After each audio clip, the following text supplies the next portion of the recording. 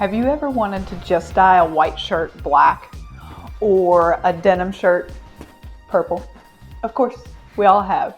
And I'm going to show you the easiest way to just dye something in under an hour. I'm going to use iDye for natural fibers. That means any type of natural fiber. It could be from a plant or an animal. To get started, I'm going to open up my package and get my little gelatin pack of dye. This is powdered dye with all of the goodies involved, wrapped in a little gelatin pack that's going to dissolve in hot water. So I have this on a hot plate, but you can use your stove, which is a great thing. And once you drop it in there, you're just going to stir it around until it's fully dissolved. You want to use a stainless steel pot for your dye projects. And whatever it is that you use, don't use it for food again. This is going to be your dye pot. And that's okay, because I guarantee after you do this one time, you're going to want to do it some more.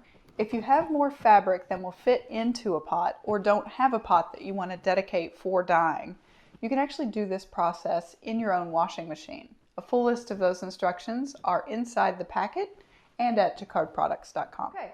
My dye is all dissolved, and my hot plate I'm going to turn onto medium. I want this on a simmer, but not a boil. It doesn't need to be rolling hot, but it does need to be hot. So I have put my blue jeans in some water, and that's just to get them damp. Your fabrics will dye more evenly if they are damp to start with. They will just accept that dye bath a little bit better. So now I'm going to lower this into the bath. And I want enough liquid in here so that my fabric moves freely and it's not all bunched up and just kind of crowded in there.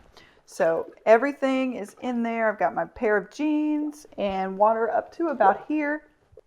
And the color I'm using for my jeans is chartreuse. So I'm going to get a nice pair of green jeans, something a little different.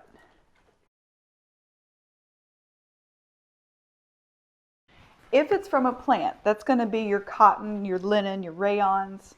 I'm going to use 1 cup of non-iodized salt.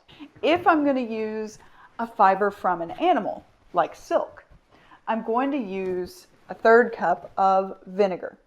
And that's going to just change the pH level of my dye bath. My jeans are in there now, and I'm going to take my salt, since I'm using a plant-based fiber, and pour that into some warm water and give that a good stir until it's fully dissolved. Okay, so I'm going to take my little claw and pull my fabric over to the side and pour my salt water into my dye bath. Give it a little extra stir just to make sure that everything is all mixed up.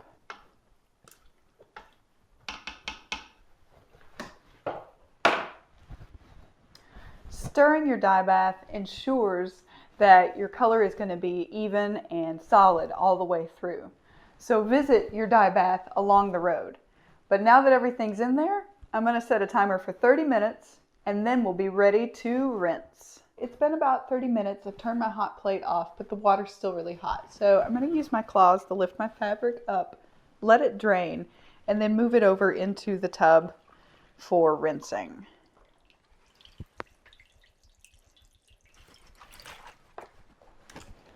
Now I've moved my jeans to this tub so they're easy to move around without dripping everywhere. I'm going to take them to my washer, wash them with some Synthropol or other mild detergent, pop them in the dryer, and they'll be ready to wear. Okay, my jeans are done, out of the dryer and ready to wear. These are chartreuse green, and I absolutely love the way they came out. So whether you're dyeing your jeans bright green for spring, or black just to match an outfit, iDye is a great way to just dye it. Most natural fabrics still have synthetic stitching that won't be dyed by iDye Natural. But don't worry, you can use iDye Poly to dye those. Check out our video on iDye Poly for how to dye stitching and other synthetic fibers and materials.